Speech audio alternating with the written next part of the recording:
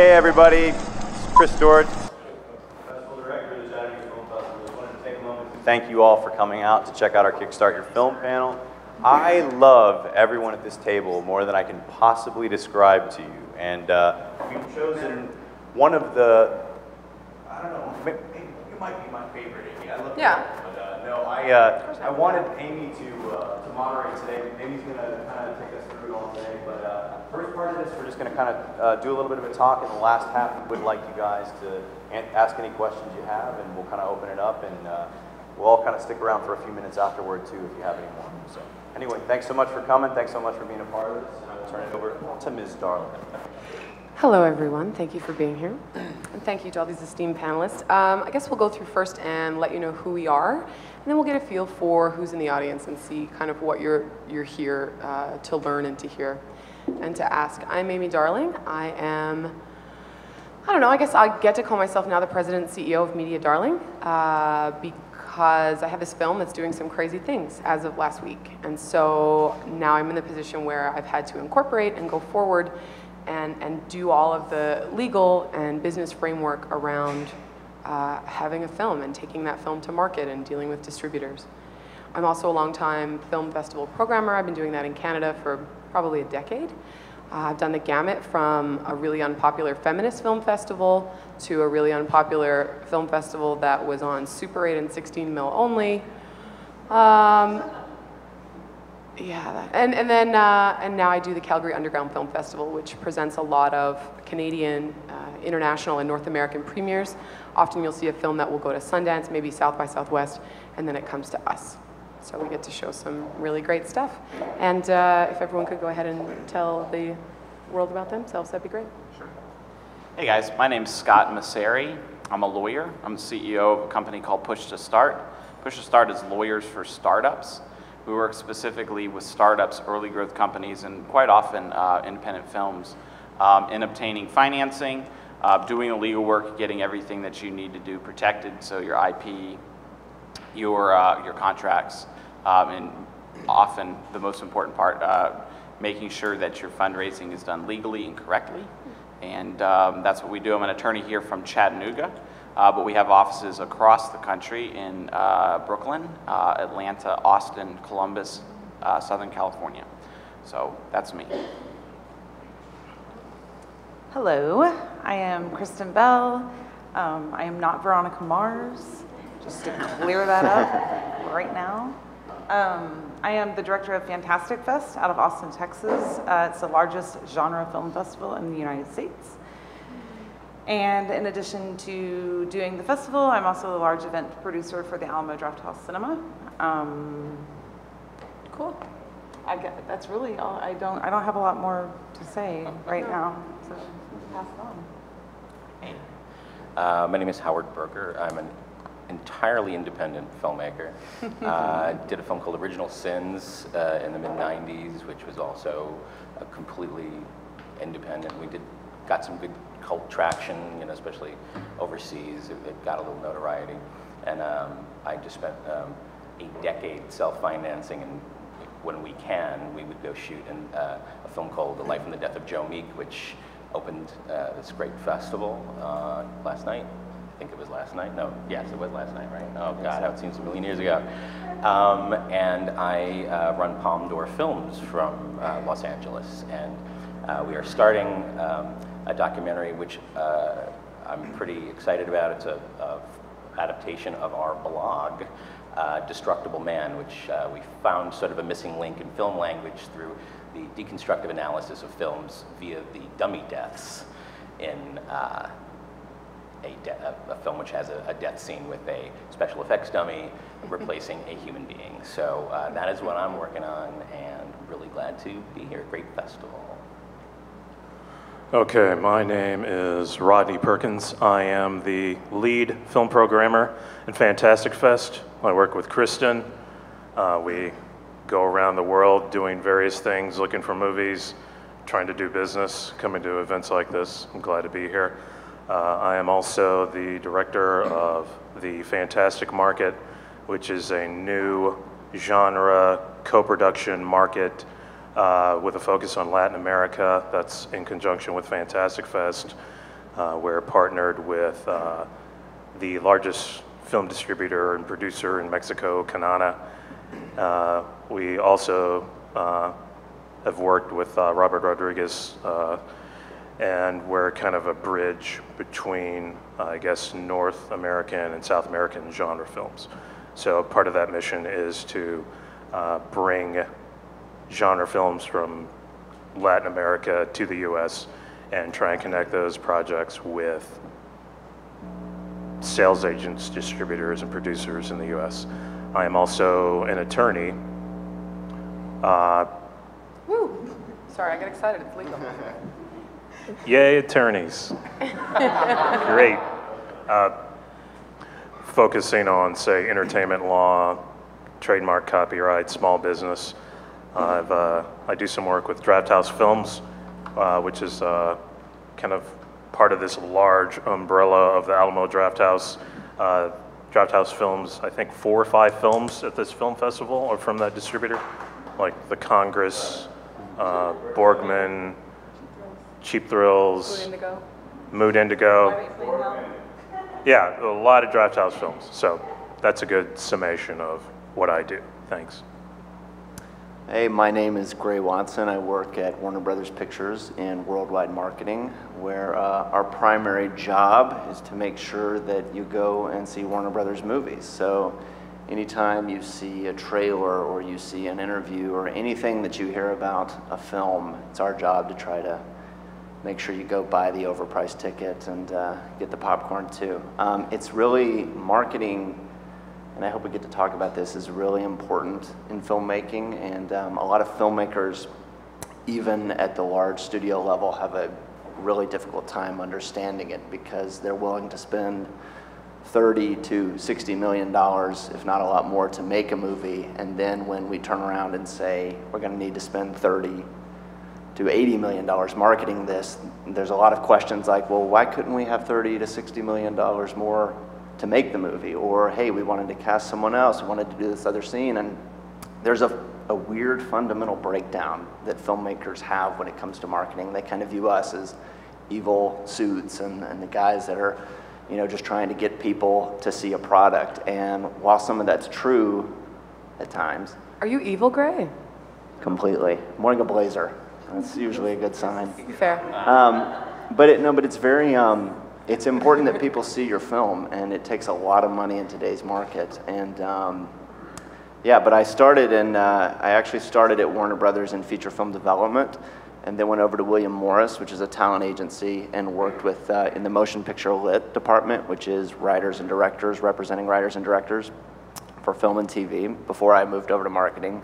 And all I can say is right now is a really exciting time for young filmmakers and writers, because you can make your own movies and they can actually be seen unlike ever before. And I can talk about the agency stuff later, like getting represented and stuff like that. Cool. I'm really excited to have you talk about, I mean, 30 to 60 million is great. On a personal level, I'm excited to hear your ideas for a $30 to $60 budget for marketing. Yeah. So I'll just let you know now that that's what I'll be looking for from you. I'll be chewing on ideas. Atta girl, that's the spirit. Okay, to get a sort of barometer of who's here and what you need, hands up, who has a film that has distribution? Who's here? Who has a film, hands up, who has been in a festival before, including this one? Great. Who has a film that's completed and is now sitting in your hot little hand and you don't know what to do with it? Who's about to go forward and make their first film? Okay. All right. All right, first of all, I guess, if we're going to start from the beginning, for, let's say, Scott, how, when people are starting out and they're doing pre-production or they're doing development, what are you seeing that people could be doing differently to protect themselves, to create a structure for their project, that kind of thing? Right. So there's two sort of things that I see working with, you know, this really goes for any sort of business, but specifically filmmakers. And that is sort of your legal side, but then also getting your ducks in a row. And it's not really legal, but it's sort of a business planning side, so that when there is somebody that has money, they are actually willing to give it to you. So I would say one of the most important things is get your business plan down. on paper, in writing. In the startup world, there is sort of a move away from business plan writing, and that's generally based on what venture capitalists like to see. But unless you are one of the lucky few to actually get venture funding for film, you're gonna need to write down a business plan. And what do I mean by that? I mean, figure out what your expenses are and what your budget is from the beginning. If you don't, no one with money will be willing to give it to you because they don't know how much of their money that they're going to be spending.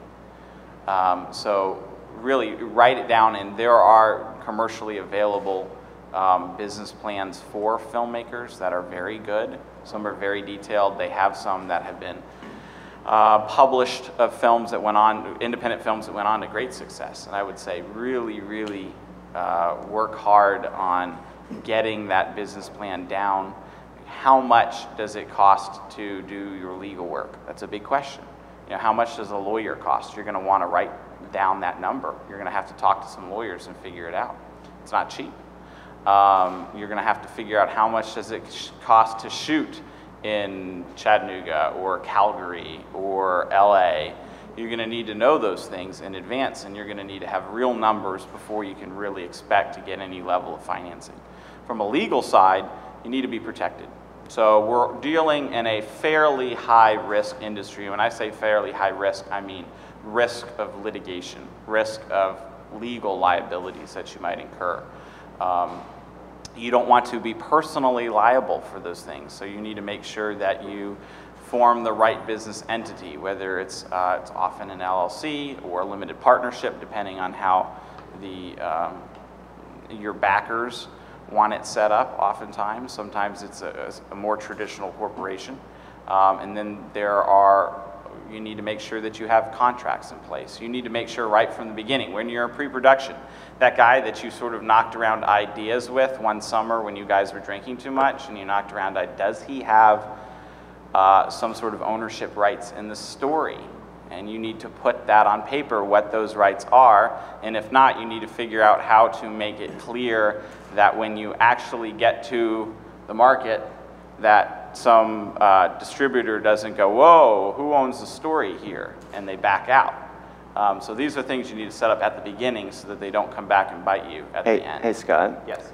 And our Fantastic Fest people might have a handle on this too. I think the point Scott's trying to make is you really want to be on the nose with these things that seem kind of meticulous and expensive and just kind of the cost of doing business. I think from like a film festival point of view, what's the music license? Can you screen at a festival a film that does not have cleared music licenses? You can, right? We prefer not to answer that. In theory. I don't want to step on anyone's toes. Oh, look, you can do it. The thing is, when you're going around for music licensing, you're supposed to, you have your 3 sets that you have to go through, which is like the publisher, the composer, and then the performers. You don't want the words most favored nations to pop up in any conversations, because that means that if someone demands $10,000 for a specific track that you really feel crucial and they're not going to yield to your price, and you take it, it means anyone else may want to claim most favored nations, and that means where you could get $250 license from them for appearances. They will say, no, I want the 10,000 that you. So you have to seek counsel for clearances. Now, when you're getting your clearances verbally or hopefully in writing as well from these people, you ask for festival courtesy, and that means you could ask for festival. Usually, what it is it's festival courtesy and fundraising courtesy. So they usually don't mind that, because it means fundraising means you're trying to get the money to pay them the licensing fee. So that way you can get it into some venues under series, festival, and then if they agree to do like a fundraiser for you, we can raise more money by screening your film, and that also that takes care of that. Well, I've seen that where they get a festival license and the film screens at a festival, and to get the sync rights, to get the publishing rights, and all of these other rights that you need to actually distribute the film, it's so expensive that they never end up getting those rights So the only place you ever see the movie is, you know, is in a festival until somebody comes along eventually Well, this with a happened big with, pot of money. This happened with The Wrecking Crew. The Wrecking which Crew. was a tragic sort of. I mean, it's a film about the session players who in LA during the '60s, which they did everything you ever heard, basically. All the Phil Spector tracks. The Wrecking Crew would come in and they would be the session musicians for Spector, aside from the orchestras, wherever he uses. Every commercial, the son, was it Danny Tedesco? The son I think that's right. The drummer, I think, of the Wrecking Crew. He did a tribute to his dad. He did a documentary about it, and it was a very nice little warm thing. But with the licensing, I think went into like the millions. It was like this ridiculous, and it's still showing. And it had a Kickstarter, I think, only this last year, but I think it was finished in 2008. Really, they locked it. And they're still doing fundraising screenings, and they're raising money. They raised money on Kickstarter. That did good. That's what happened to that MC5 documentary that came out like. It was doing the festivals 2008. Yeah. And earlier. The real point, I think, is that if you don't do these things on the front end, you may have a film that's really good, that has great music and has great acting and has all the right things, and then when a distributor comes along and says, I want to buy this film, and I'm going to pay you for it, and then all of a sudden they start looking at everything and going, you know what, we really loved that Led Zeppelin cue. That's $1 million cue. We're only going to pay you 40 grand for the movie.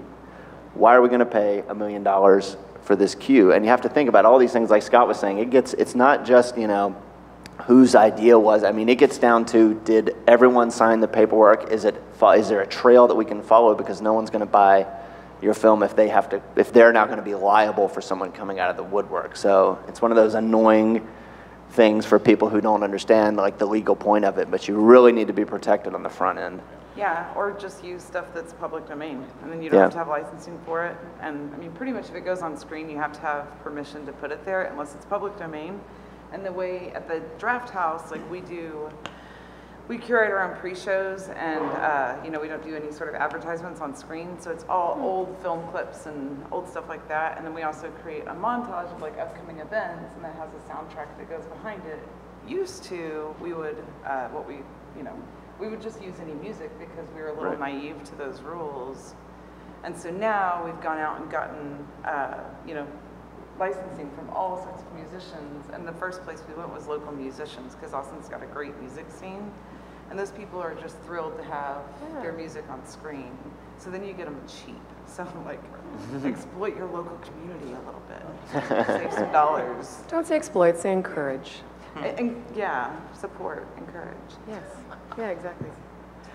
I'll share with you my favorite saying right now, because I'm going through all this contract stuff. What is not binding is a liability. And that has been one of the most important things I think I've been hearing over the last few weeks, because you may have great verbal agreements and you may feel that any kind of old agreement, you get someone to sign, there's a certain spirit of that agreement, and they will honor it and they will hold to it. But the bigger a film gets, or the more amazing things start to happen with a film, strange things can happen, and people, feelings can get hurt. So it's really important that you create these agreements so that in a worst case scenario, you're no longer friends, you hate each other, you would just as soon kick that person in the shin than say hi to them in the street, that you are completely free to do with this film what you need to do, that you're completely free to sell it, to show it, whatever that might be. And I think that's been the most amazing thing I've been hearing lately. Because yeah, you're absolutely all friends, but you really need to have those pieces down. And yeah, a distributor, you might get a festival play, but a distributor's not going to buy that. They're not going to take on, they won't touch it. They absolutely won't touch it. Likewise, if you don't have a budget that's put together, no one's going to invest in you. And for me, like, distributors don't want a laundry list of expenses. That was originally what I got when I asked for a budget from my filmmakers. They don't want to know, 10 little items. They want to know absolutely everything. And they do fine-tooth comb it.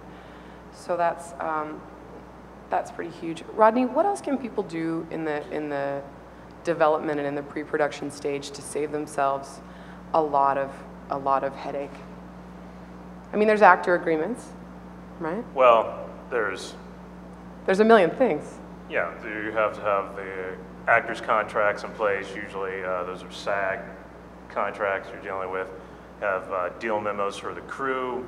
Have release agreements for the for anybody who appears in the film.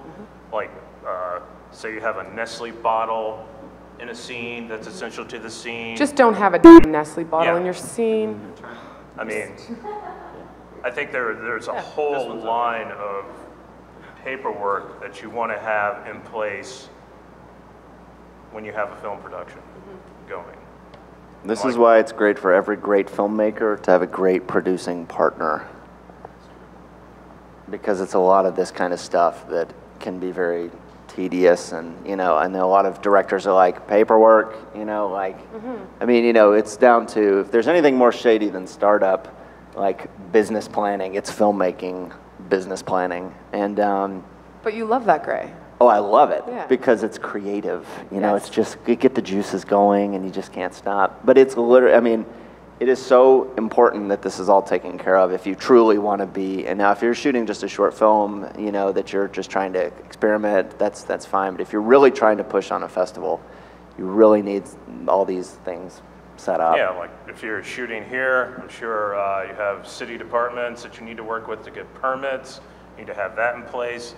If you don't want to do it the right way, you could do it, you could be stealthy or whatever, but it may blow up in your face. There's always, like, you read those books, there's always that story about, Scott, maybe you can verify or deny this. There's like I wrote a screenplay, I put it in an envelope, and I stamped it, and I sent it to myself, therefore I'm protected. That is, I swear you hear that all the time. Right, and that's sort of a misconception that is the way you protect your work. That is not the way you protect your work. Right. It can provide factual evidence in support of the fact that you had a draft done at that time. Right. But the real way to protect your work is by registering with the Federal Copyright Office. Copyright.gov, $35, takes about half hour of your time. It's well worth the trip to do that. You're not going to stand up in intellectual property litigation if you've not done that at all. So it's not going to protect you necessarily, but if you don't do that, you have no chance in the world of being protected. Yeah, you can't even sue under the Copyright Act. All right. Unless you register.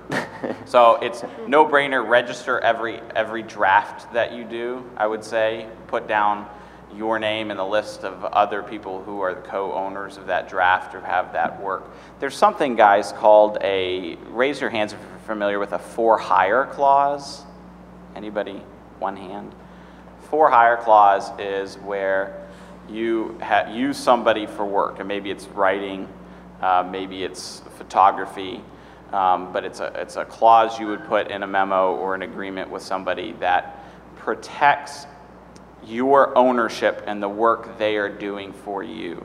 Okay, so if you have a DP and he's doing some B-roll and he went out and shot it on a weekend, you need to make sure that unless he is going to be credited as a co-filmmaker, maybe he is, but if the company is going to own that, you want to make sure that the for-hire clause indicates that the work he is doing is on behalf of the production company and that the copyright or the ownership in the materials that he is creating by shooting is owned by the company. Okay, so in other words, the work is done for hire on behalf of the company, and it's not his B-roll that he can go use in another film or go shop to someone else, or just when there's a distribution deal that he can claim, oh, I own that and I don't authorize the sale of this work. Okay. Yeah, usually those will be in like the crew deal memos, which are really independent contractor agreements, and they'll have a work for hire clause, and that'll explicitly state this is a work for hire, all intellectual property created by you is owned by this production company. That's usually the way that. I want to make 2 quick points. First off, I kind of realize we're probably starting to sound like Evil Empire up here because we're giving No, all we're not. these, We're like, here to help. I know, We're just because telling you information. part of me wants to be like, stop listening to us. If you want to make a movie, go pick up a camera and go make a movie. Yeah, but they can do that. Just advice no one on will that ever side, see too. it. Yeah. Ever. I know. I just, want to inspire let's not sit here and go through the production But handbook. Get a good producer and just go shoot your movie. This is not Deepak Chopra. Like, they Here's a need the very nuts and good bolts. story for people who want to make their movie. There's a movie here, it's playing tomorrow, it's called Almost Human. Joe Bagos, he's a director, he's originally from Rhode Island, moved to LA. Him and his friend Josh, really good buddies from Rhode Island as well. Joe wrote this script, he's the director of this movie. Put together like $20,000, like maxed out credit cards, like the old school Spike Lee, Robert Rodriguez way. Maxed out the credit cards, shot most of this movie. It's like a space alien horror script, very 80s, really cool movie. Went to Rhode Island with friends and crew, shot this movie, spent $20,000, but put together this movie that wasn't quite finished, used that unfinished cut to raise more money, maybe spent a total of $50,000. The film premiered at Midnight Madness at the Toronto International Film Festival last year. That's like the biggest international forum for premiering a horror movie. The movie was bought by IFC Midnight out of Midnight Madness. We played it at Fantastic Fest, US premiere, and that movie has been all over the world. Like they've been at Sitges in Spain, that's the big European genre festival. They took it there, they took it to Fright Fest in Glasgow. Like they've been everywhere. This movie cost $50,000. They sold it to IFC Midnight for more than that. They made a profit on it, and it's just these guys that really wanted to do it, and they did it, and they made it work. And like that's one of the reasons why I'm kind of involved in film festivals and doing this sort of thing, because I like to see people like really go out there and do what they want to do, and I try and help support that, and hopefully stories like that give inspiration to everybody else who wants to go out and do something. You can do it, and you can make it work. So.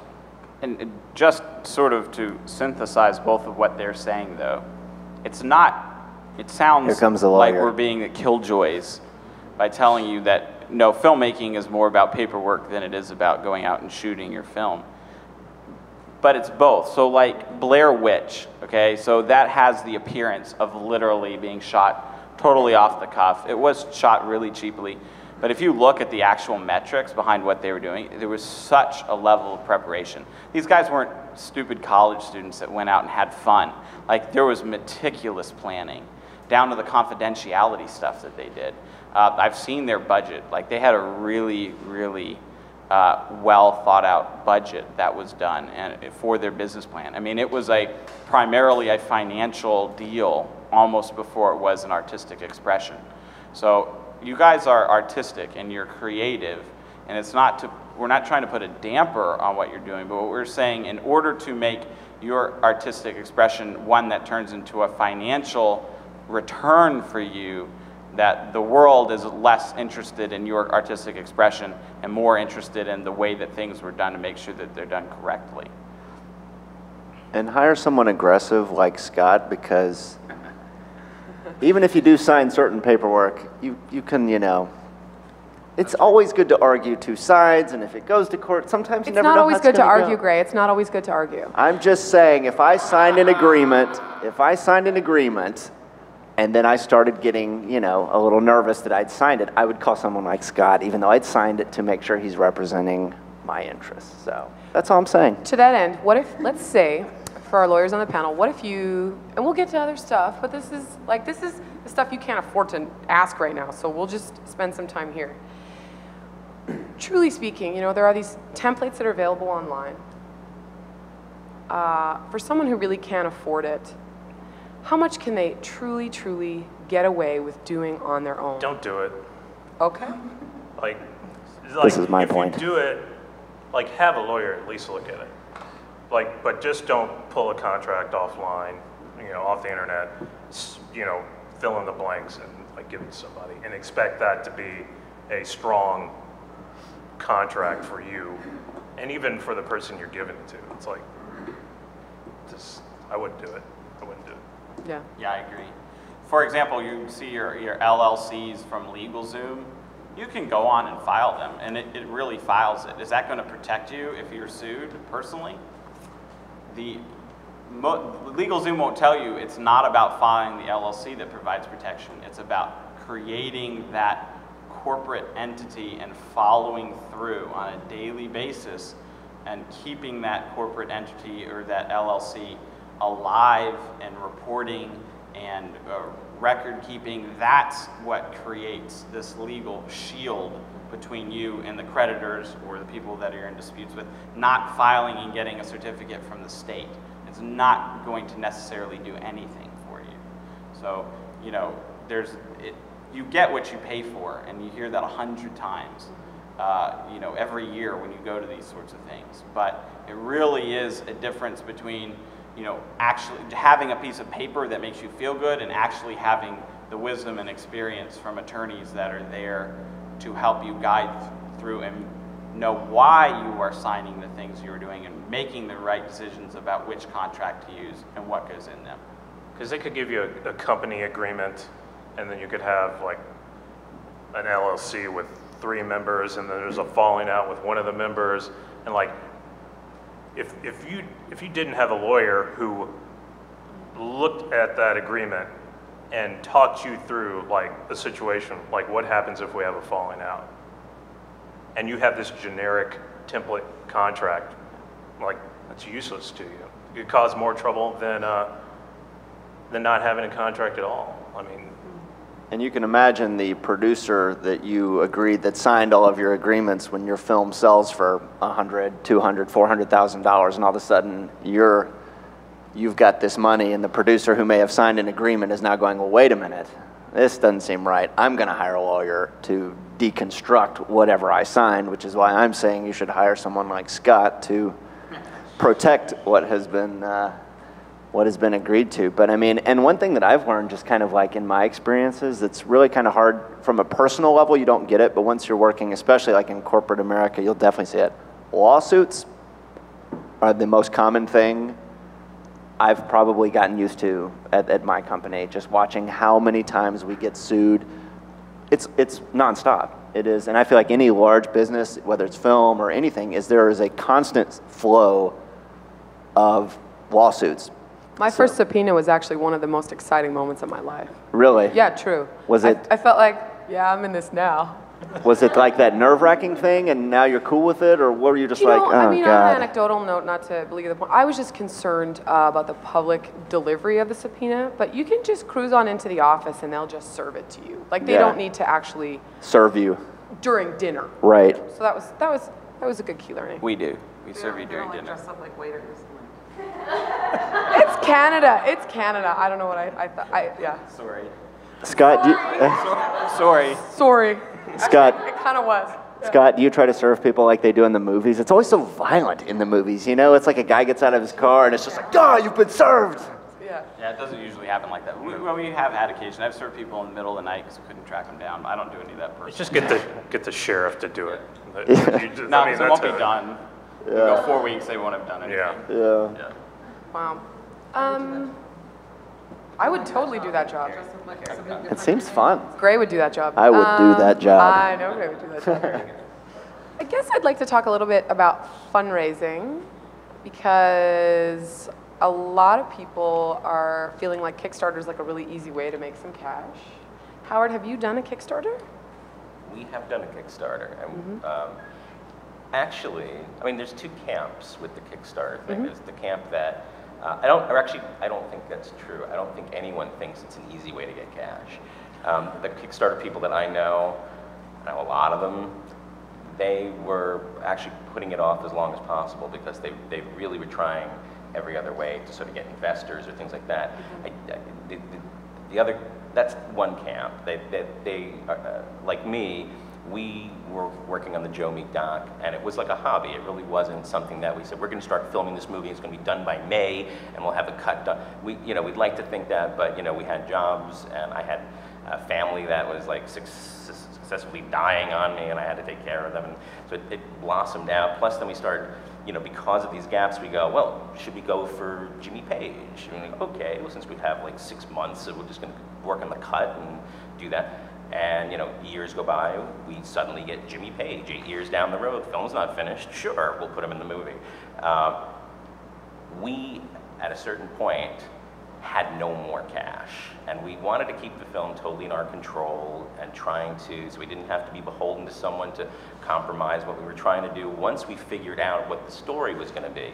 Because I had never done a documentary before. And so it was very loosely put together. We sort of saw what we had, and then we started going for more. And so we had, at a certain point, no more money. We sold cars, we sold our own cars, we sold everything like what we could have that was sellable, and then we said, all right, you know, no more. And Kickstarter had just sort of come up, and we watched it over a year or so, and we thought, all right, well, I can't imagine why people would want to put money into something, you know, just for the thrill of it, because it really is, honestly, like that. They're the people that we encountered, we had 400 backers. And we got about 40,000. And we were surprised every single time someone gave money. We didn't have this cocky attitude about, yeah, we're gonna get it. We really didn't think we were gonna get anything, especially on Kickstarter, where if you don't reach your goal, you don't get the money. There's others like Indiegogo or where you can. But we discovered from a lot of research that the community that was building in Kickstarter was different than people who were just going to Indiegogo to a project that interested them.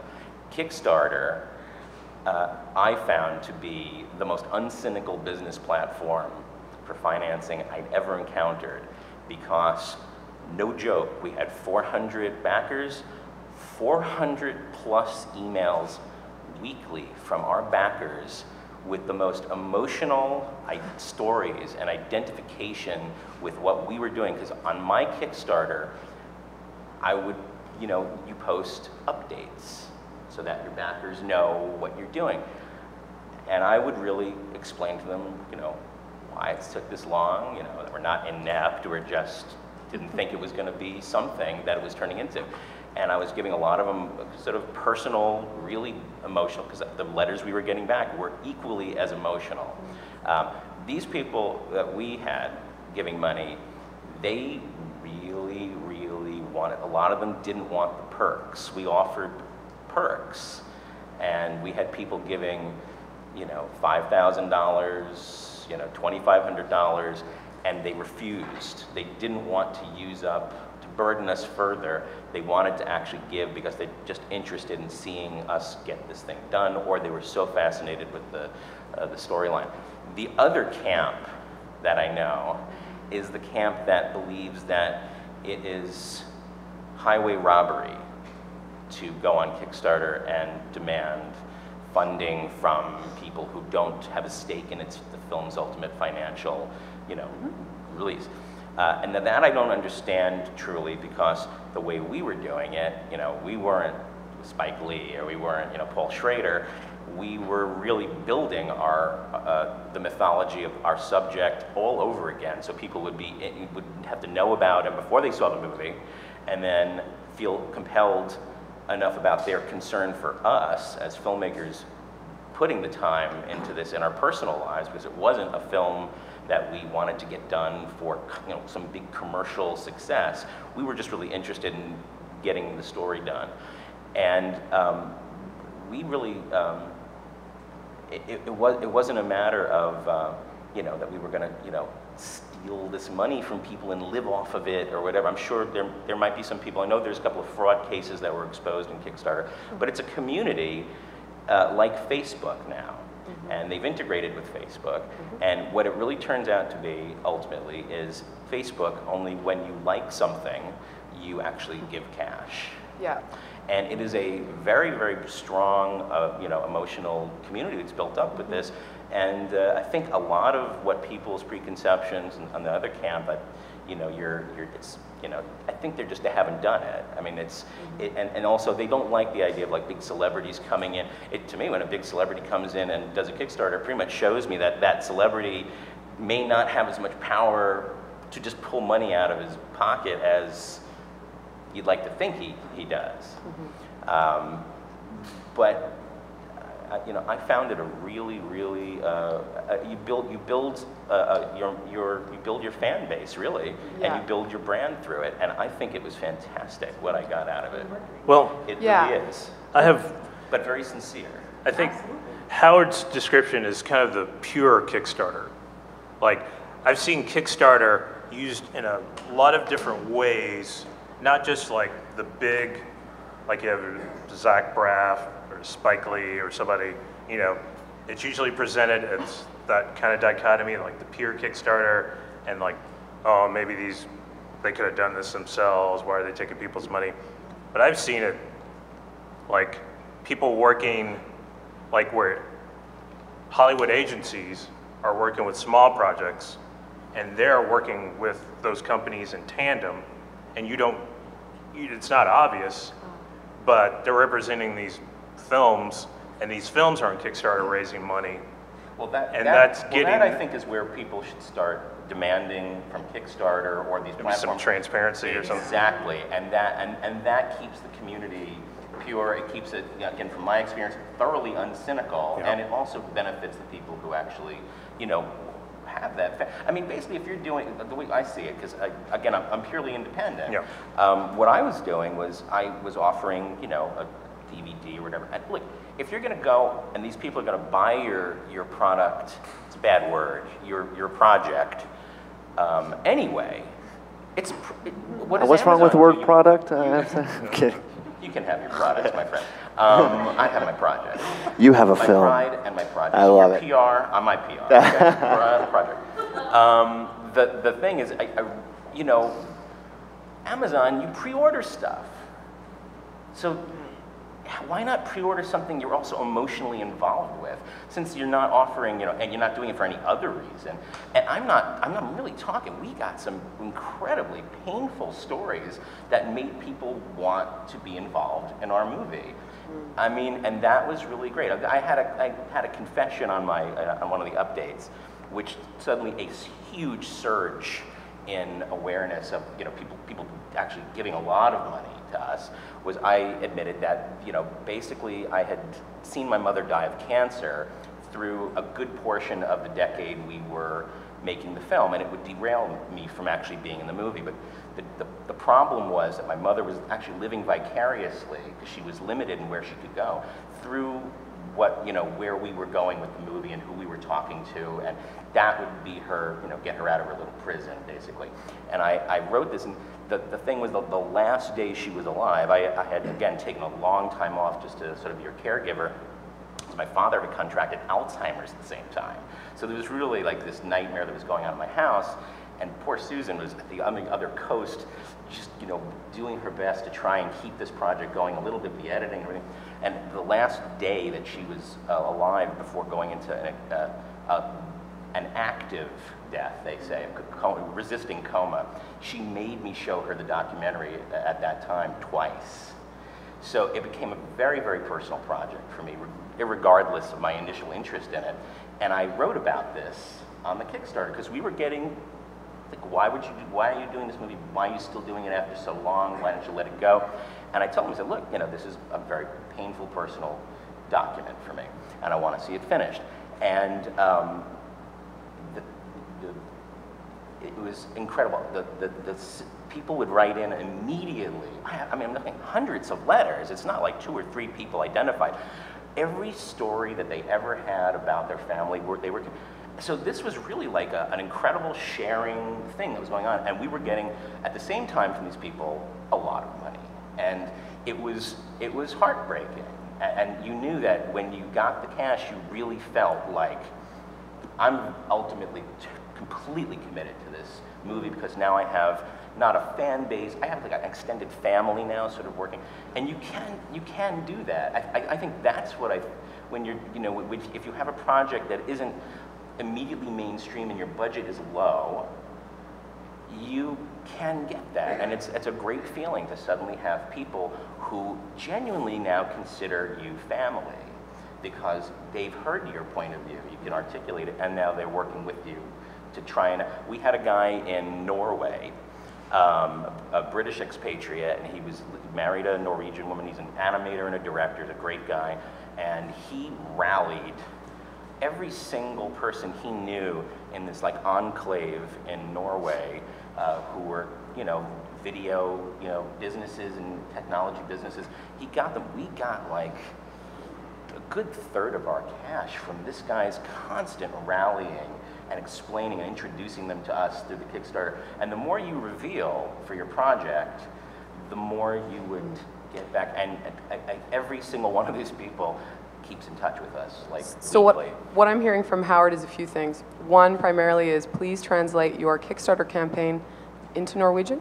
An enclave. Is what I a will say. Norwegian enclave. Always find an enclave. The one thing that really jumps out to me, Howard, is when you're talking about this, is that one really important thing to consider when you're doing your Kickstarter campaign is that you're going to have to pay attention to fulfillment, and you're going to have to possibly spend a lot of time dealing with this community that you have created, and you have to approach it really meaningfully and devote the time to it that Absolutely. it does demand.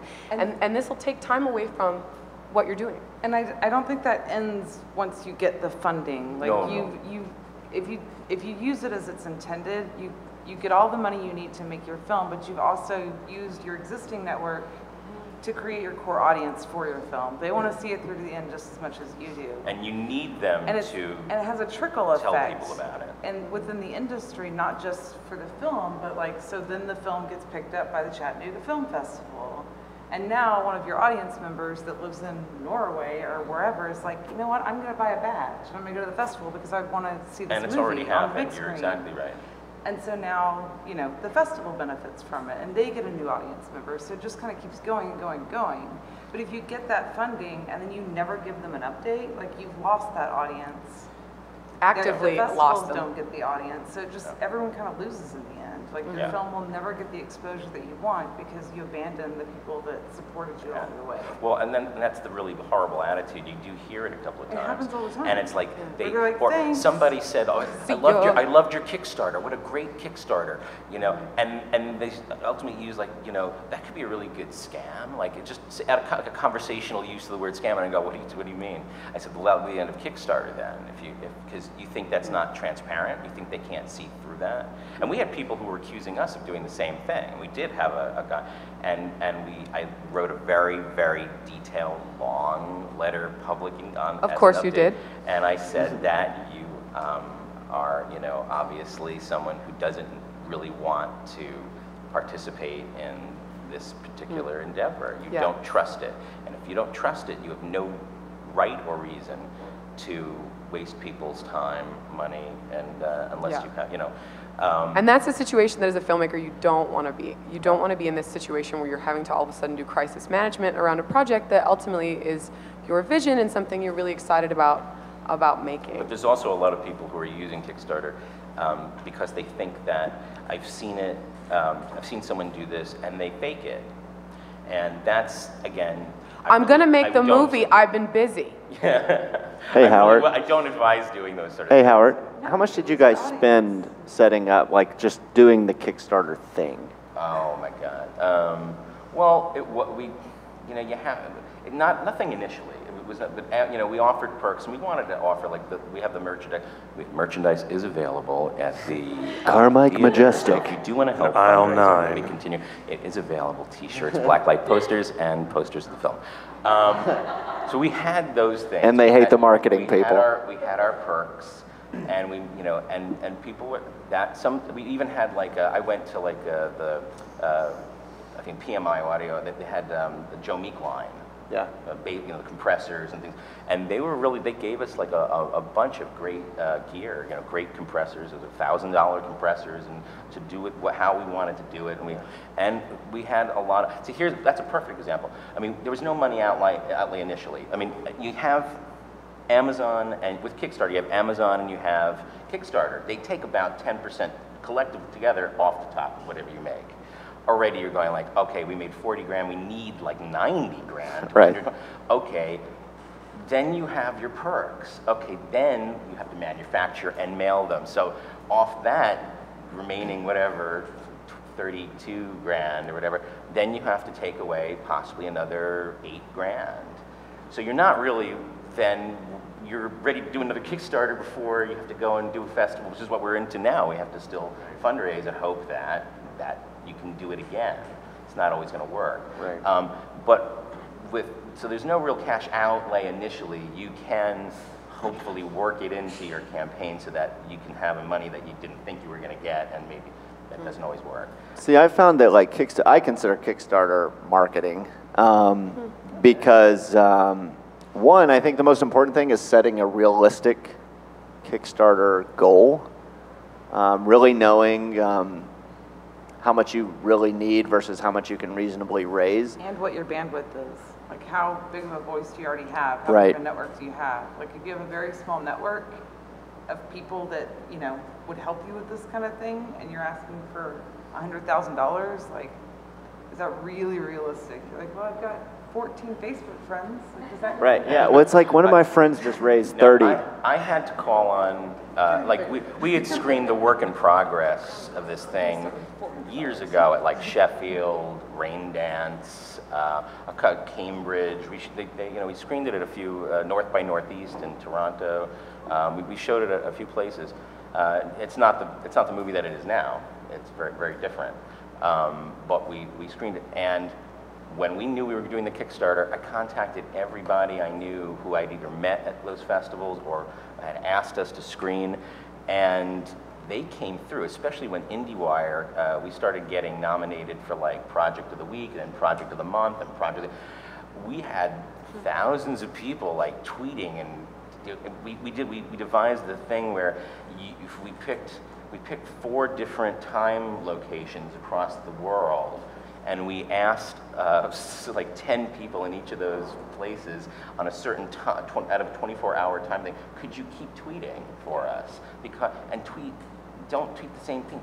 You know, if you know people, we got people like, I don't know how many people here are like horror film people that know horror films very well. You know Ozzy Argento? I watched Gremlins once. Oh. Ozzy Argento is Gary Argento's daughter. She's a great director, actually an actress herself. Now she's like she's working with like the guy from, she's doing like punk rock records now. It's just awesome. She heard out about us. She turned out to be an enormous Joe Meek fan, and so she started tweeting for us. She had like at the time something like 100,000 fans or whatever, and we were getting people contacting us well after the Kickstarter even. But when we had these IndieWire things, it was nonstop and right down to the wire. We had people tweeting and really getting in, sight. We had a lot of press. A guy from Boing Boing got in touch with us, and they were like, "This is fucking phenomenal. We didn't know you were doing this." We had amazing people pushing. But again, it is marketing, Right. and it is all of your time. We had a 2-month Kickstarter, and it was like we couldn't work. Right. I mean, it's 24/7. It is horrific. Which is the thing I think is important to realize is that it's its own job. I mean, it's You have to it's know that. hard You have to work. get so you're talking about cash outlay. Right. You're really right. You do have to prepare how to live on that time if you want your Kickstarter to at least partially succeed. We considered that a partial success. After you do it, and then they're going to go, "Congratulations, that's an amazing Kickstarter. It's fantastic. You did it." I go, "Right, but we didn't get all the money." Right. You have to understand. So you really have to. That's the other thing now. I don't know who else is having experience with Kickstarter, but do you really have to have faith that, well, I need 90,000. Do I ask for 90,000? Because then, you're gambling at that point, and you're taking 2 months out of your life and all this, and if you don't reach that goal, That would really hurt my feelings. I mean, Really? I think you do. I think if you need that amount, it goes kind of back to like knowing your network, knowing your bandwidth. Like if you need it and you do only have 14 Facebook friends, then like become friends with the guy that's got 1,400 Facebook friends, and then find the guy that's got 14,000. Like do your research, find out about IndieWire and all these places that do the Project of the Week. Like I don't think you have to have this massive network to ultimately get the funding. You just have to be smart and have a plan. And I think Like, also, have 2 friends. on a related note, you don't have to go to Kickstarter to fund the whole movie. No. You can go to Kickstarter to kickstart The a reel. process. Right. You can do like, okay, I want to do a teaser, right? Because so often, like, if you're in the sales chain, if you're like, okay, you want to get a sales agent to represent your film, like, you could even do pre-sales off of a teaser. Like a 3 minute. So It's been done. yeah, so there's like all sorts of ways that you can attack, you know, crowdfunding, Kickstarter, or Indiegogo, and like just look at the whole spectrum. Do I want to do my whole movie this way, or can I make a teaser that reflects my concept, and can I take that teaser to a sales agent who can do international pre-sales and maybe finance a whole thing off of foreign money? Like it opens up all of these different ways that you can attack your film project. So. And also a really good thing about Kickstarter, it could be good unless you're a true charlatan. You know, that's why I say if you're going to do this, you better really believe what you're telling your potential funders. If you are not genuine about this, Kickstarter leaves up your entire campaign forever. They don't pull it down. They don't allow you to pull it down. You can't re-edit after that Kickstarter is over. You have until the minute that ends, and it's theirs, and it's up there forever. What the good thing about that, if you've been sincere and really careful, like he's saying, about how you've gone about it, and is that people are looking, when you're going to do another project, they want to see who the hell you are, and if you've done a Kickstarter, especially a successful one, they want to know that you're the guy who's going to do this again for them. Campaign promises, y'all. Sometimes they apply to you. And it's there. You can't run away from it. And people leave comments that you are not in control of. You can't delete someone's comment.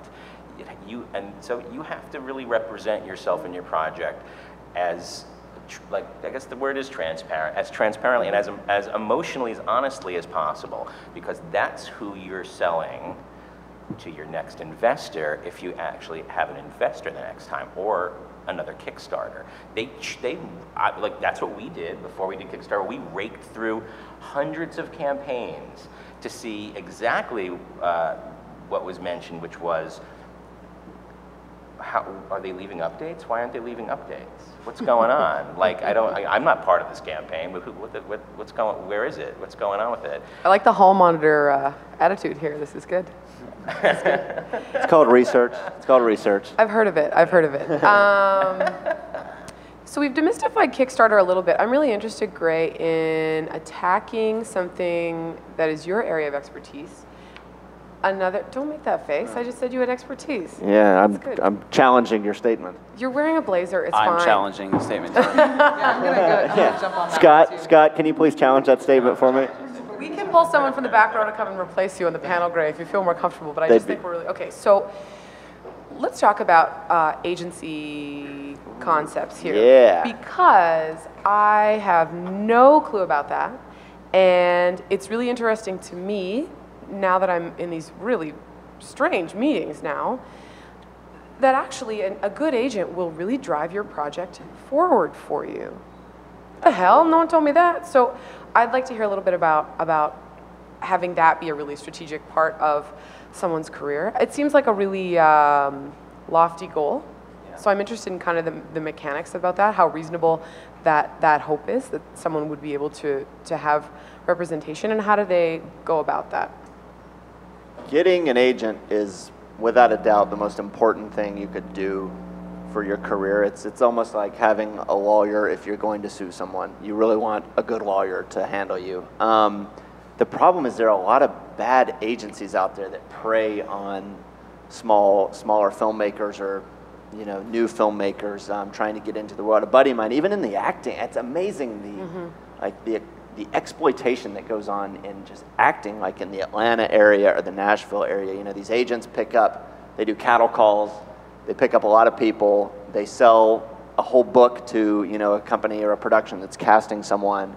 They cast the person. Out of all the hundreds that they've signed, they take the 20% of that one person, and everyone else is left kind of like, oh, I've got an agent, I think it's going to happen for me, and it's probably not. So the real question is, how do you get, well, the first is, what does an agent do? Basically, if you're dealing with the top agent, so let's say you're a writer, the agent is going to be pitching your story, your script, and your skills as a writer to studios and production companies. And much like any business, if you're working with a top agency, they're working with top production companies. That's why it's so hard to get a really good agent, because if you know where I worked at WME, they flat out only represent the top 2% of talent that's working in entertainment. And now we just, the company that I used to work for just purchased, a sports agency, so it's kind of the same world, but they only go after the top 2%. But there's a lot of agencies that go for that middle group, like UTA, United Talent's a great agency that's legitimate, Paradigm, Gersh, all these agencies. Yeah, Gersh is great. They unfortunately have like the greatest reputation of being the greatest agency that will have their clients eventually stolen by like a top agency. Someone like Diablo Cody, who wrote Juno, won an Oscar for that, came out of nowhere.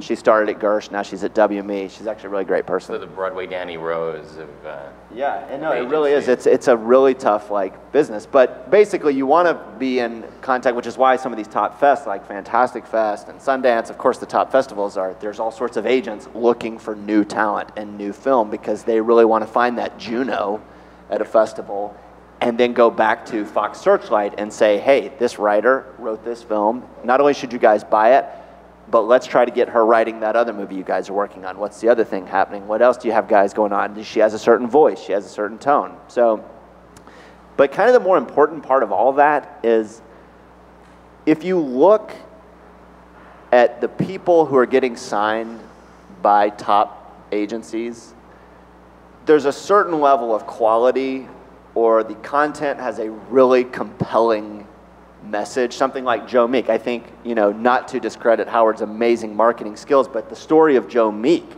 itself is incredibly marketable, because people know who Joe is and know this incredible story about all the impact that he's had. And so having really great content, also with that, you have to think, because of my wonderful skills, you have to say, okay, Joe Meek, how does he appeal to the majority of his core audience? Right. And then I have to decide, how does he metaphorically represent something to a much larger audience that has no interest or concern or possible care about my subject? Right. How are they going to identify him? And it's almost like Chris, I read what he was saying about why he picked it for this festival. That's had nothing to do with really what Joe Meek was about.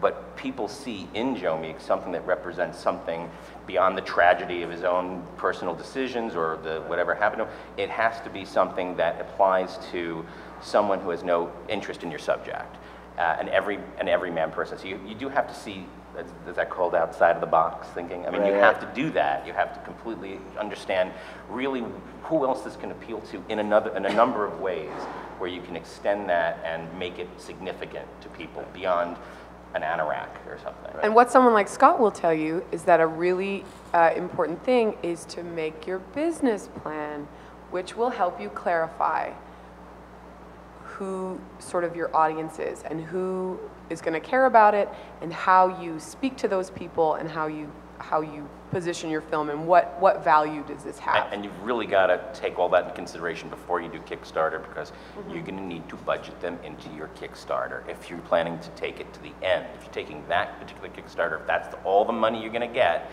you have to consider every individual and what they might cost, or what you might be able to try and get them down to, to an affordable level. You have to take all that into consideration. Otherwise, you're going to be trying to do it.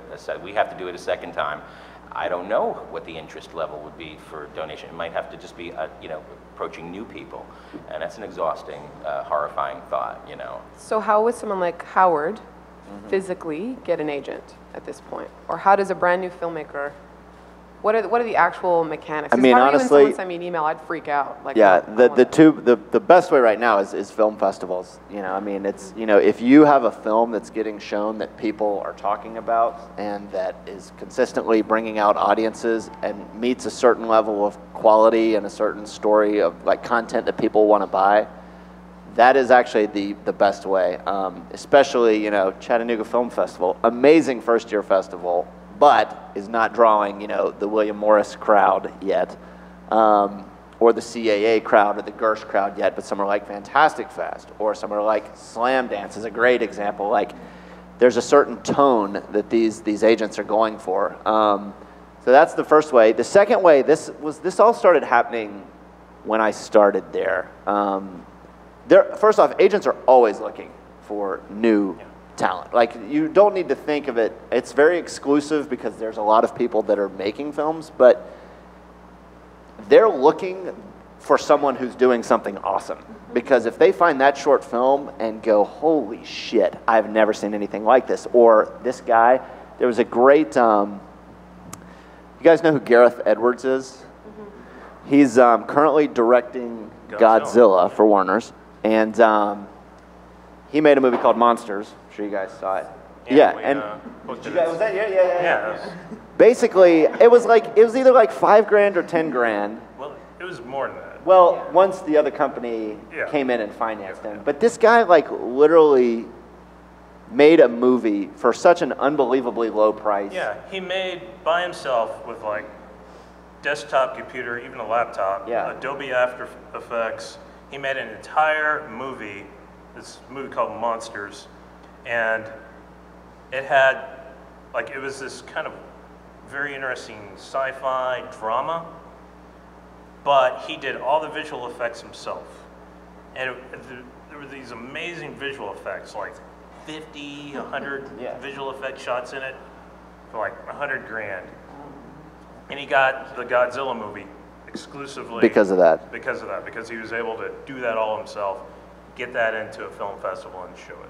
Yeah, and I know his agent at WME, and I mean, he said the first time he saw that movie, he was like, this is unbelievable. Yeah. Like, one guy doesn't do this. I want that guy. And like you said, they went in and said, you know, have you seen this movie? And probably they're like, no. And they're like, watch it, this guy did this. And the same with like Diablo Cody, who I had the great pleasure of working for her boss, or her agent was my boss. And she's another great, she has such a personality. Like, you watch Juno, and now that whole tone has kind of been replicated a lot. But when Juno first came out, you were like, I've never heard like a comedy told in this like really quirky kind of like unique way.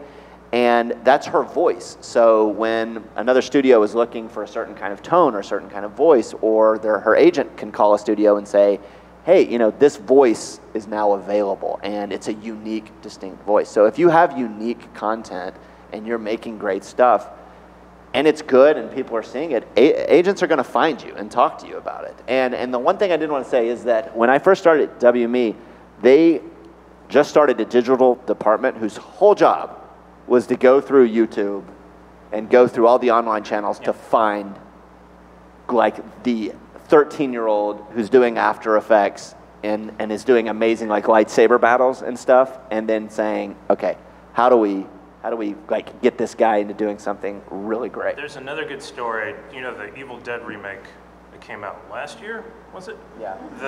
The director is Fede Alvarez, who's from Uruguay.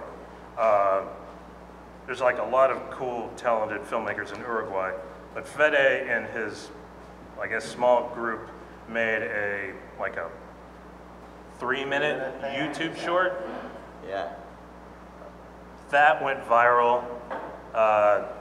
Sam Raimi brought him on to his production company, Ghost House, and that 3-minute piece got Fede Alvarez, you know, this Evil Dead remake that plays in Hollywood. He's, what's he doing now? He just directed an episode of From Dusk Till Dawn, Robert Rodriguez's TV series for El Rey. So, I mean, just that. People are looking, people are out there, and if you can get, you know, something exciting in front of people, you know. Did the guy that directed Raven, isn't he the guy that just did the Keanu Reeves, what was the movie Keanu just did last December, the one they pushed, the samurai movie? Man of Tai Chi? Man of Tai, no. It was the one that came out in December, 47 Ronin. 47 Ronin, yeah. The guy that directed that, he did this short called Raven, I think was the name of it. Yeah. And it's like literally a 3-minute short of this guy just running around from CGI robots that he programmed. But the way that it's shot, you feel like this is cool. And they didn't pick up Raven to be developed into a feature film, they went, hey, Yeah. We have a script. Keanu Reeves is But you working on want it, this yeah. movie that we think applies to you. You should come meet with us on it. And next thing you know, I mean, he's going from shooting a 3-minute short film to doing a Keanu Reeves movie. It's pretty nice for me. So, okay, so we've established that maybe badgering Gray at work is maybe not the way you're going to go to get representation, as much as I would encourage you to do that Please. and enjoy it. Is it like Watson at WarnerBrothers.com? Just wondering. Just wondering. I think It's this actually is gonna be Warner broadcast- Bros. BROS. Yeah, we're actually not Warner Brothers. There's a reason Oh, for that. Warner Bros. Yeah. Interesting. All right, just wondering. So we've established that the festival component is going to be a huge part of what you're going to be doing. So to that end, Kristen and Rodney, how do filmmakers best prepare themselves for the festival experience? Even just beginning at how they submit. Because for me, I have a smaller film festival. We get, I don't know, I mean, under 1,000 submissions, right? But I'm already mortified by the amount of emails we get that say, just wanted to make sure that you got my submission.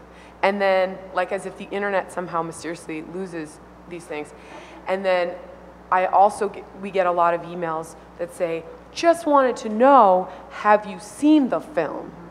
And then of course there is the like soul-killing follow-up with, so how are you thinking about the film? And so when I think about how much that hurts my feelings, and then how exponentially painful that would be for you, that's an obvious one. Maybe lay off that. But how else can people best position themselves to dealing with film festivals and making that an enjoyable relationship and setting the scene for you to help them? Well, I think we'll both probably end up answering Please. this to a certain degree, but Rodney and I actually had an interesting conversation about this yesterday or on the plane. Yeah. Because it kind of came up regarding a submission. But, starting from the very beginning, one thing is take into account submission fees when you're writing and dealing with your budget, because they are expensive. And the more you submit, the more expensive it's going to be. So for Fantastic Fest, there's a fee for features and a lower fee for shorts, but it's also timed. So there's an early bird price, and then there's like a kind of early bird price, and then there's like a normal price, and then there's a late price. So it just keeps getting more and more expensive the longer that you wait. And the reason for that is because we bottleneck on watching all these films. So like shorts, last year we had over 2,000 short submissions, and that's just through the submission process. We also get all the ones that we're finding at festivals and watching, and all the ones that like previous years filmmakers will just email to us. So if you develop a great relationship with the festival and you get one film in, like a lot of times they'll be really nice, and then you can just email them your films from then on out, So all of our veteran filmmakers don't pay submission fees anymore. Like they just email us their new content, both because, we ask for that, and because they just, it's kind of a benefit of getting into Fantastic Fest is that, after you do it once, you're free and clear of fees moving forward.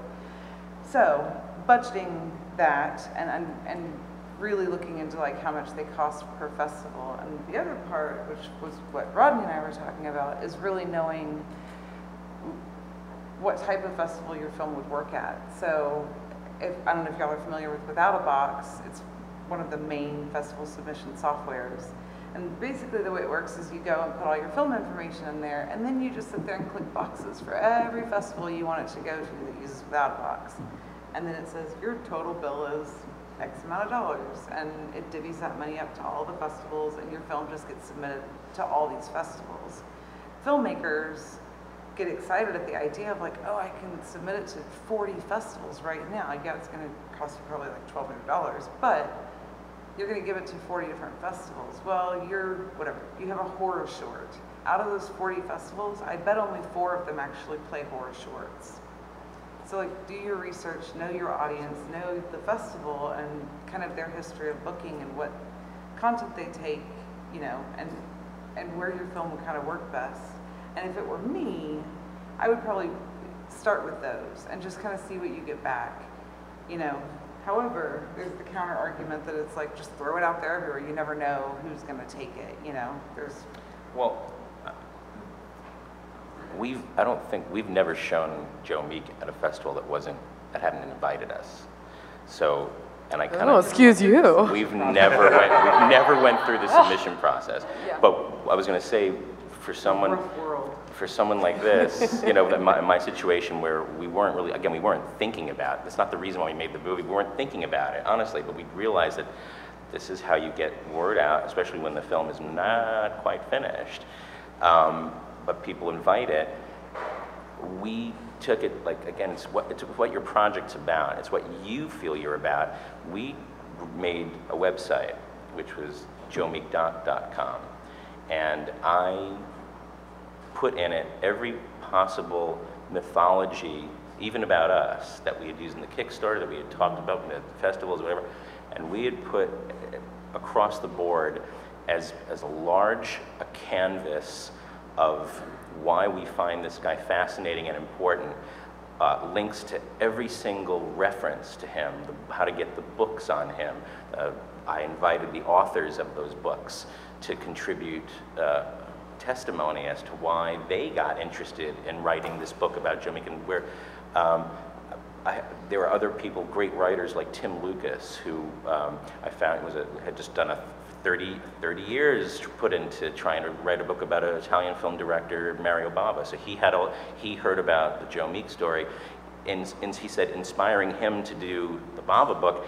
He, when he was a little kid, got Telstar, which was Joe Meek's #1 hit. Still, it's the #1 selling and #1 covered pop instrumental of all time. He has it facing his computer, he says. So he found out about me, and he wrote me, he says, in LA, can you show me the work in progress? I'm like, sure. He became a backer eventually. He also became someone who has an enormous fan base for his own work. He has 20 some odd years of publishing Video Watchdog. He has an article for Sight and Sound magazine. He loved the movie, and he was really happily supporting it. But I invited him to write on our website, can you write about how you found out about Telstar and what that means to you? And he wrote a really nice reminiscence about it. And I, in turn, was able to write another introduction to his reminiscence as to who he is and why that's inspiring. So that's all Google ranked. And your project, the more things you post about your project and why you are fascinated in it and what you're doing with it, it is a really great thing when people either hear about Joe Meek for 2 seconds, they just type in and look for a video on him, and they find 25 articles linked to your movie that is so diverse in approach and reasoning. Festivals write us. Yeah, I mean, if you can, and there's multiple avenues to get a film into a festival. Like the submission process is really, one of them. Like if you get a sales agent, like that's a whole different avenue, and that's like Rodney and I go to EFM every year, the European film market, and what we do is we walk around all these booths for all the different sales agencies. Like, what do y'all have? What do y'all have? What do y'all have? And we get screeners and find out what's in production, what's in post-production, what's going to be ready in time for the festival, and just keep kind of following up all year long. Those films don't go through without a box. They don't get submitted because we scout them instead. Yeah. So like it just kind of depends. Most of what I do is like scouting working with sales agents, like the Hollywood agency, CAA. I see them like, hey, what do you have?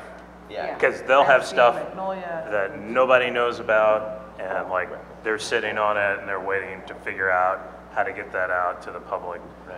Yeah, the Hollywood agencies are like the secret weapon or something. I don't know how to describe it. Well, it's relationship. I mean, yeah. it's totally, like, one thing, I'll never forget this. I'm not going to name a name, although I really want to. Buddy of mine got an amazing film into Sundance in 2006, 6. They made it for, I want to say $1 million. They sold it to Fox Searchlight for $5 million. It went on to make $29 million for Fox Searchlight in the theaters. Great movie, great story behind it. 2 years later, he goes back to Sundance, and before he submitted the film to Sundance, he was like, hey, do you want to see the cut? He actually had it on 35, which is always awesome to go experience, because that seems to be going away.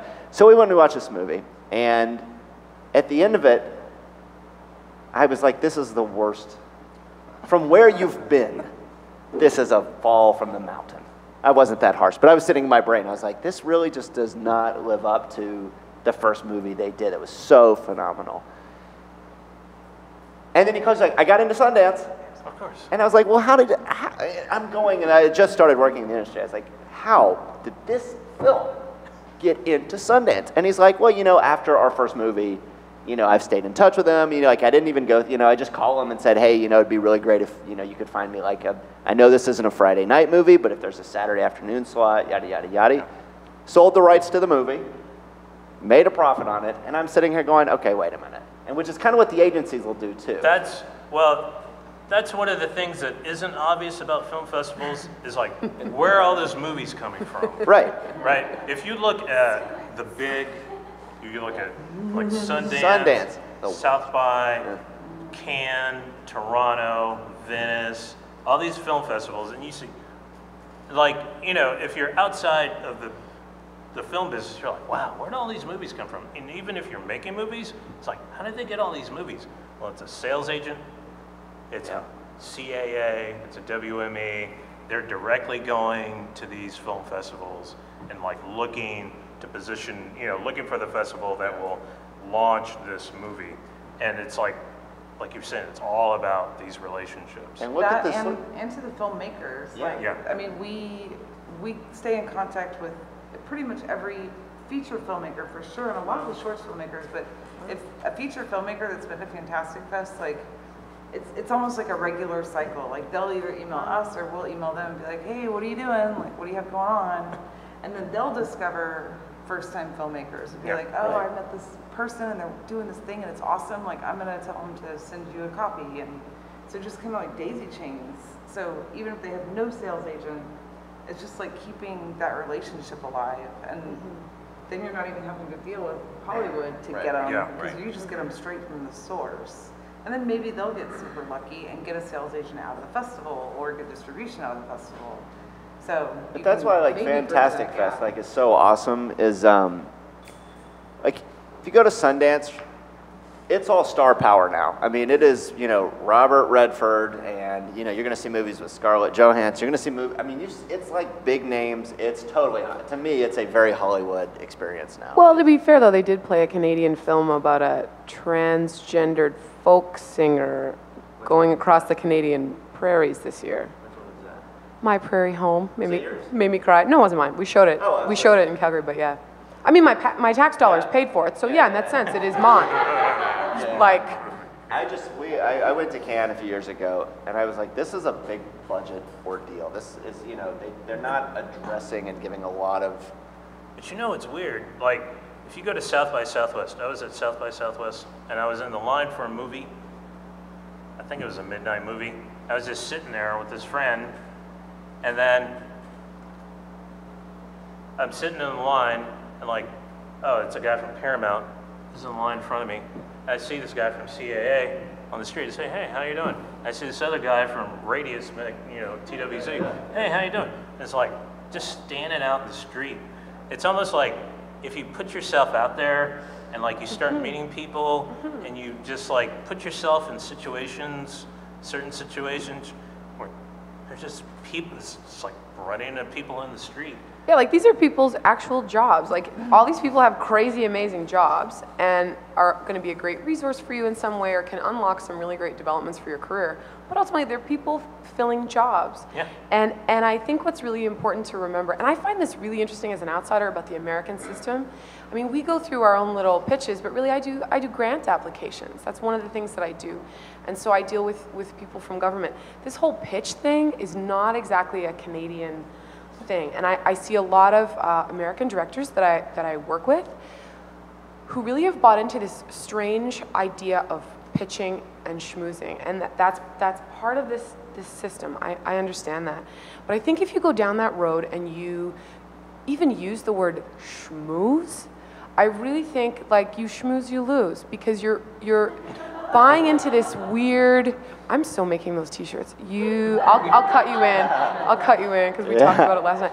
No, but I think you're really buying into this power imbalance whereby you feel that a film festival programmer or someone who works at a studio or an agency has something that they're holding on to, that they're holding from you, and if you could just convince them to give it to you, that you would be set. And I think it's incredibly crucial to remember that these are absolutely, and everyone's alluded to it, these are reciprocal relationships.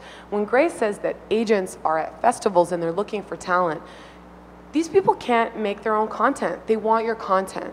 They want your mind. They want your story. They want your voice. You know, and that's true for film festivals as well. It's true for everything. So I think a really crucial thing as a filmmaker, and it's been really helpful for me, is to not buy into this power imbalance and this idea of schmoozing, and if you just buy someone the right drink. I mean, you're going to be open to opportunity, but you really have to be assertive and remember that along the way, someone like a sales agent or even a distributor, these are service providers. I think that's really helpful sometimes for filmmakers to remember. These are people that, you know, you're not begging them to take you on like you're some kind of charity case. These are people who have a real stake in providing a service to you. And you have to be really mindful and meaningful about who you bring on your team. I thought realizing that over the last little while has been really, really helpful. Yeah, and just speaking from personal experience, you know, well, one, pitching and schmoozing can be very different things. Like there's a place and a time for pitches that's extremely appropriate. And it's not over there after this panel. Okay. Like at a film, at a film market. Like that's exactly the environment. Please, God, take Joe Meek to Austin. Thank you, please. God, just call me and talk to her. It's set up just for that purpose. And the people that are sitting in the room are there to listen to those pitches about a project that you're working on. But schmoozing, on the other hand, buying the guy the right drink, not only is it not effective, you actually end up losing any attention that you were ever going to get from them. And like $7. It's so much more effective to just be upfront, but to sit there and buy somebody dinner and buy them a bunch of drinks, and at the very end be like, oh, and I have this film. Like they're going to be like, yeah, I'm actually never going to talk to you again because that just really sucked for me. Like to go through this whole process, all to find out that you just wanted something from them in the end. Like be open about it right from the beginning, and if they're interested, they'll give you, you know, they'll sit down and have dinner with you, and they'll have that conversation. Yeah, just be yourself. Just like don't try to win someone over because it actually doesn't work. And it's so awkward. You're just going to waste a lot of money. That's exactly what happened. Yeah, you're going to waste money on a lot of fancy drinks. Yeah, for people that just are going to drink the drink and not ignore you. I still liked the gin last night. It was fine. So, you know, and that idea about who you know, I think if you go down that spiral, you can get really cynical about, oh, it's all who you know. No, it's all. I mean, okay, yeah, it is because it's about who wants to work with whom. Are you a good person? Are you going to make this easy? Are you going to make this process easy for everyone from your lawyer to your business advisor to the film festivals to the agencies? Do they want to work with you? Are you high maintenance? Are you a bit of a drag? You might want to get that in check. And don't get discouraged. Like ever.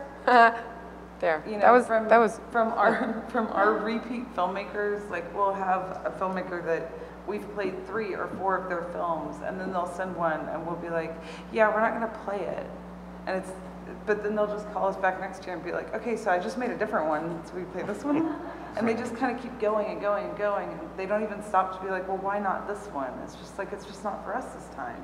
Like, not every film is for every person, and it's not personal. Like, you will find that person that your film is for, so just kind of keep going. Well, like, festivals have their own, aggressively try and seek out their own identity. Absolutely. Because it's as competitive as film making. I mean, it's so, I mean, you know, you can't take it personally. You know, you can just try and figure out what their, you know, where the best fit is and where your audience will want to go, where you can direct them to go see. But that's also the filmmakers' problem as well. They got to nurture their own fan base so that they can't just rely on festivals for people to discover them. No. You have to be in touch with your whatever fan base you believe would care to.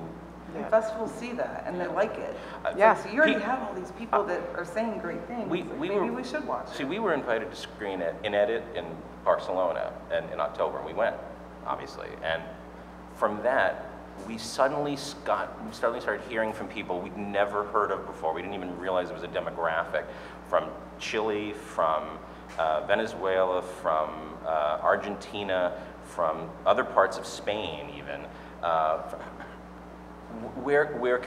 How can we see it? How can we get it? And they go, well, why don't you write a festival and see if, tell them you're interested. Yeah, we listen to it. Our film festival, we actually ask people, screw it, what do you want to see?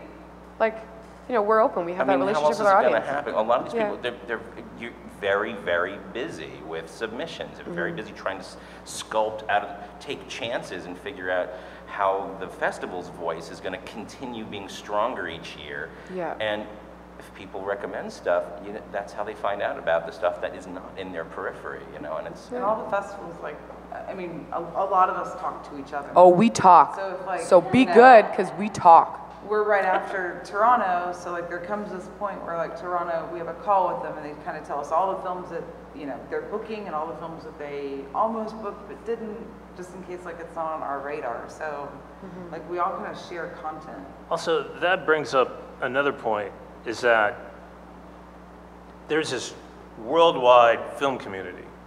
Like, I deal mostly in genre movies, and there are like horror movie fans all over the world. I mean, it's huge everywhere.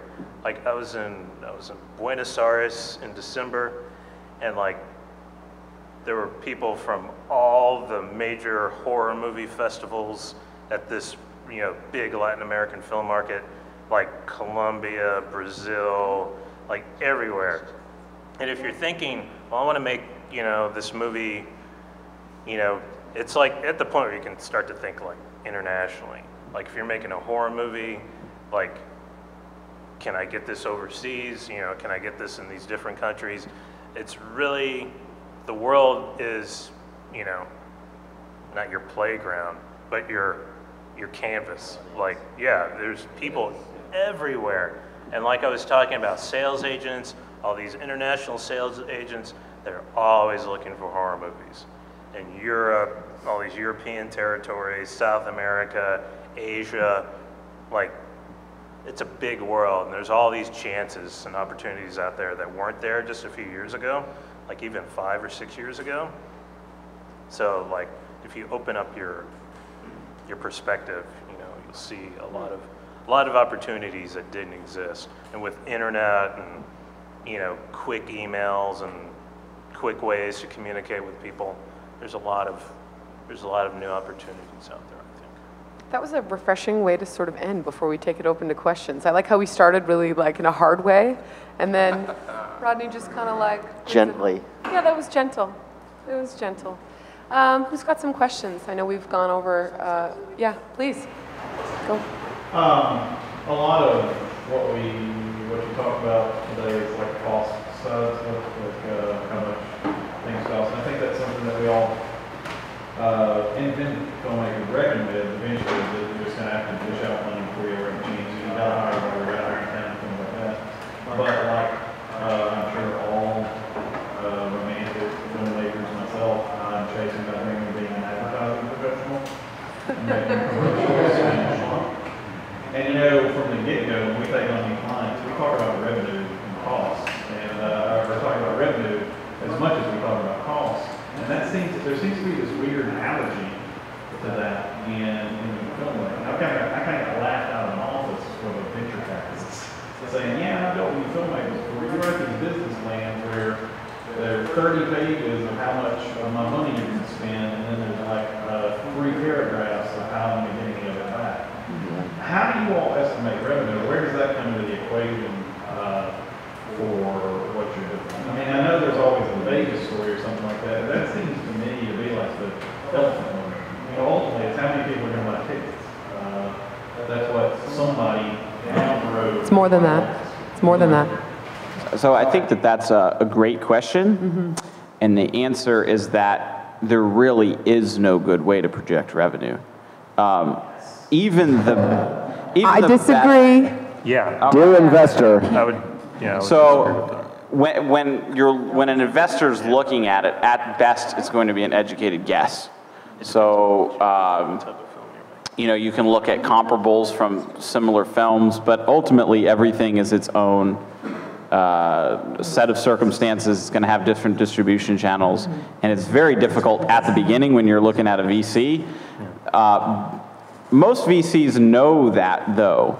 So you may be looking at a VC that may not be comfortable investing in that space. What's a VC? A VC is a venture capitalist, and these are firms that are set up to put money into to fund specific ventures, including film to some extent, though most are in the tech space.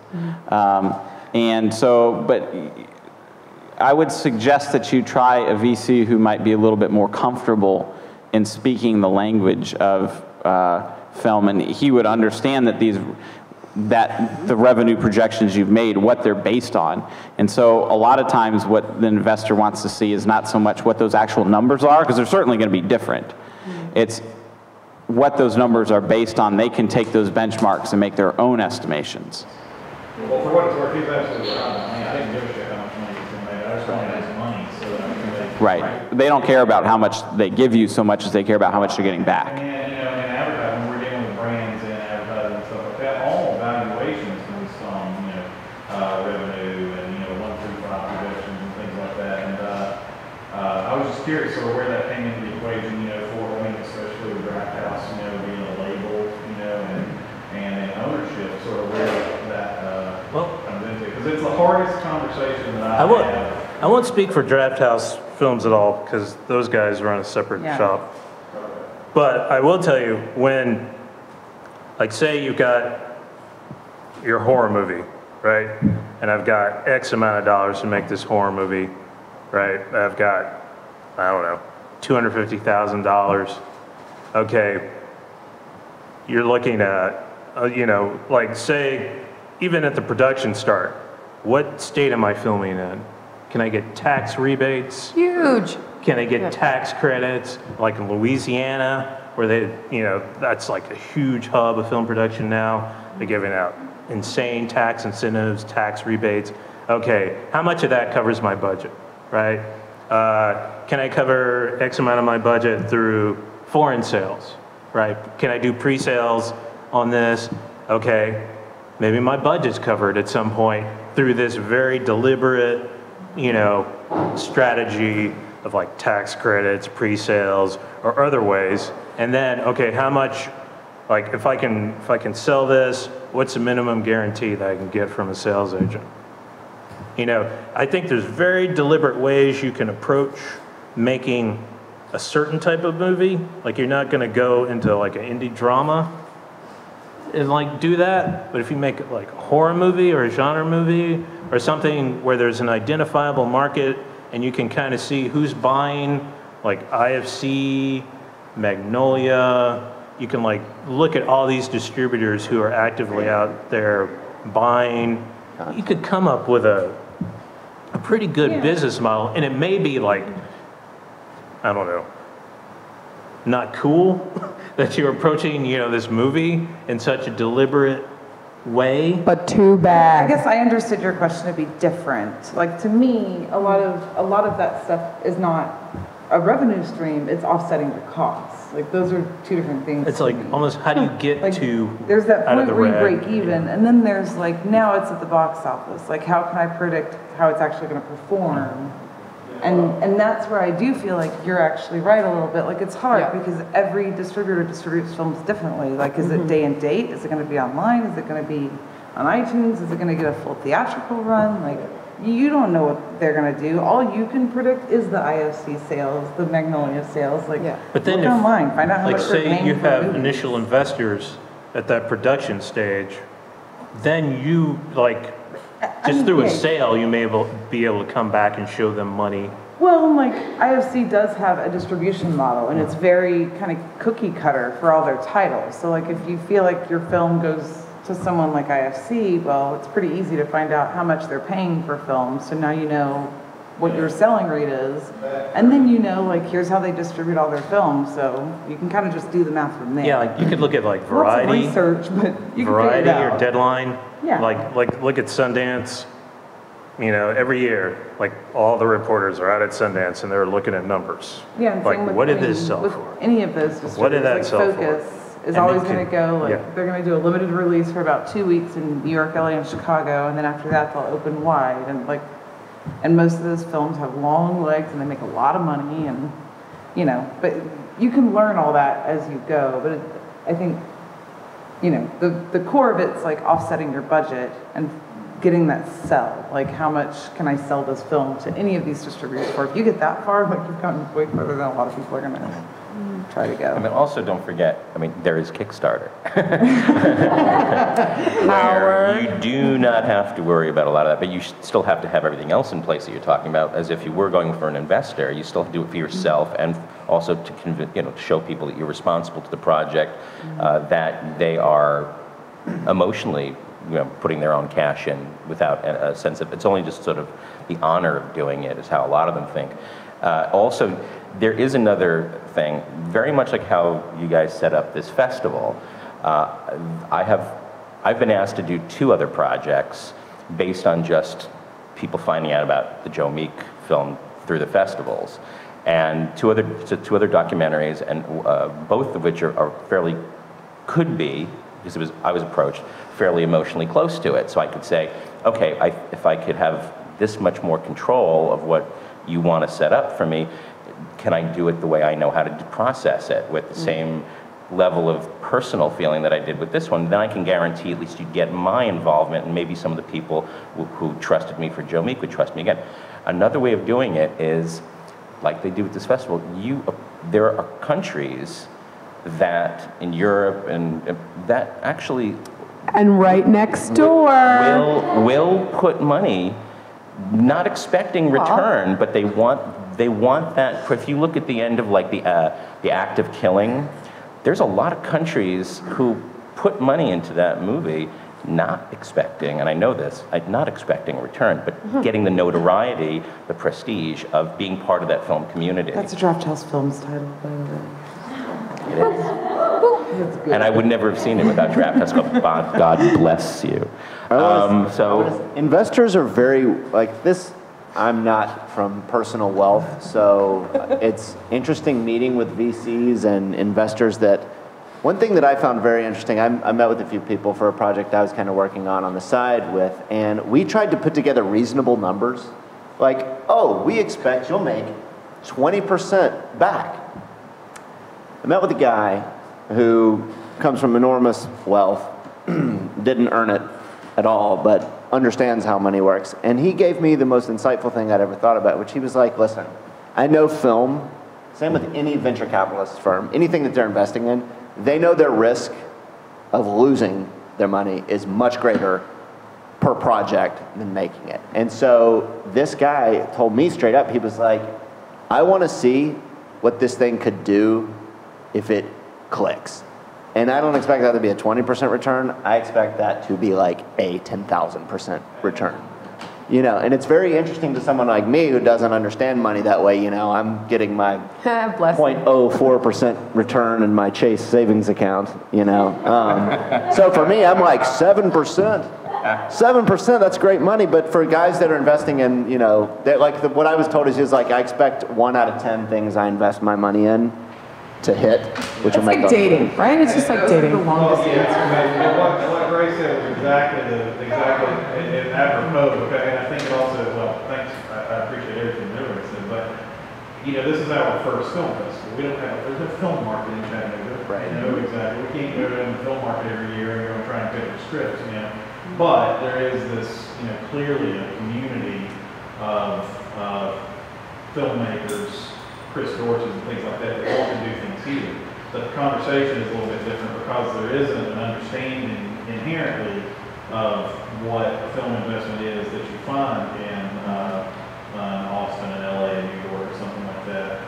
And so just, you know, hearing you all talk about different ways that you can illustrate that conversation, and, you know, that was the thing that I ran into with VC.